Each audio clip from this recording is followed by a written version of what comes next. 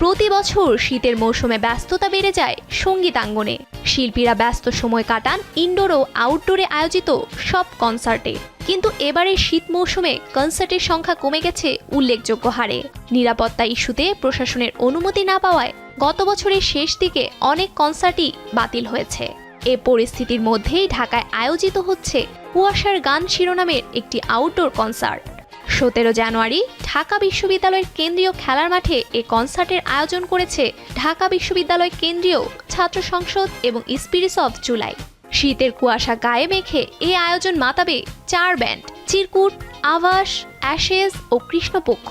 সন্ধ্যা 6টায় মঞ্চে উঠবে কৃষ্ণপক্ষ, সন্ধ্যা 7টায় আভাস, রাত 8টায় চিরকুট এবং রাতে 9:30 থেকে থাকবে অ্যাশেজের পারফরম্যান্স। অ্যাশেজের গান দিয়েই শেষ হবে আয়োজন। শীতের তীব্রতায় অসহায় ও শীতার্ত মানুষের মধ্যে শীত বস্ত্র বিতরণের জন্য তহবিল সংগ্রহের উদ্দেশ্যে কনসার্টটি আয়োজন করা হয়েছে বলে জানায় আয়োজকেরা।